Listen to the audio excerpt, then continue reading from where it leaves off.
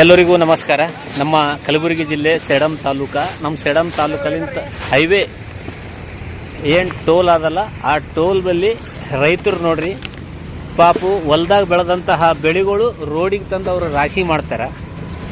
ನಮ್ಮದೊಂದು ಕೋರಿಕೆ ಏನಪ್ಪ ಅಂತಂದ್ರೆ ಸರ್ಕಾರಕ್ಕೂ ಯಾವುದ್ಯಾವುದೋ ಒಂದು ತಾಲೂಕದಾಗೂ ಒಂದು ಹಳ್ಳಿಗಳ್ನಾಗೂ ಎಲ್ಲೆಲ್ಲಿ ಸರ್ಕಾರದ ಜಾಗ ಇರ್ತದಲ್ಲ ಆ ಜಾಗದಾಗೂ ನೀವು ಇವರಿಗೆ ಈ ಥರ ರಾಶಿ ಏನು ಇವ್ರು ಮಾಡ್ಲತ್ತಾರಲ್ಲ ಅವ್ರಿಗೆ ನೀವು ಜಾಗ ಮಾಡಿ ಕೊಟ್ಟಿರಪ್ಪ ಅಂತಂದ್ರೆ ಅವ್ರೇನು ಮಾಡ್ತಾರೆ, ಅಲ್ಲಿ ಸರ್ಕಾರ ಜಾಗದಾಗ ರಾಶಿ ಮಾಡ್ಕೊತಾರ, ಒಳ್ಳೆ ವ್ಯವಸ್ಥೆ ಆಗ್ತದೆ.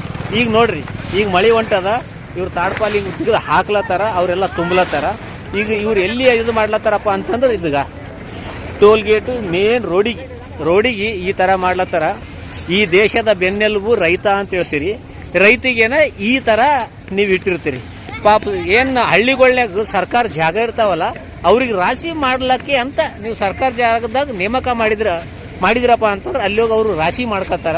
ಈಗ ನೋಡ್ರಿ ಮಳೆ ಚಾಲವಾಲತ್ತದ, ಅವ್ರು ಪಟ ತುಂಬಲತ್ತಾರ. ಈಗ ಮತ್ತೆ ನಿಮ್ಗೆ ಅಲ್ಲಿ ಮುಂದೂ ತೋರಿಸ್ತೀನಿ ನೋಡ್ರಿ.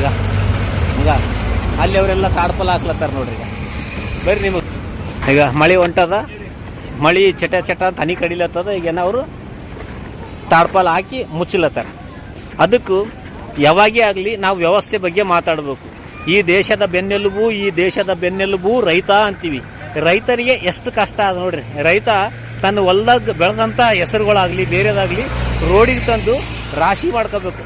ಆ ಥರ ವ್ಯವಸ್ಥೆ ಇಟ್ಟಾರ. ಮುಂದಿನ ದಿನಗಳದಾಗ ಪ್ರತಿಯೊಂದು ಹಳ್ಳಿಗಳಿಗೆ ಅವ್ರ ರೈತರು ಏನು ರಾಶಿ ಮಾಡ್ಕೊಳತ್ತು ಅಂತ ಸರ್ಕಾರದ ಜಾಗ ನೀವು ಕೊಟ್ಟಿರಪ್ಪ ಅಂದ್ರೆ ಅಲ್ಲಿ ಅವ್ರು ರಾಶಿ ಮಾಡ್ಕೊತಾರ.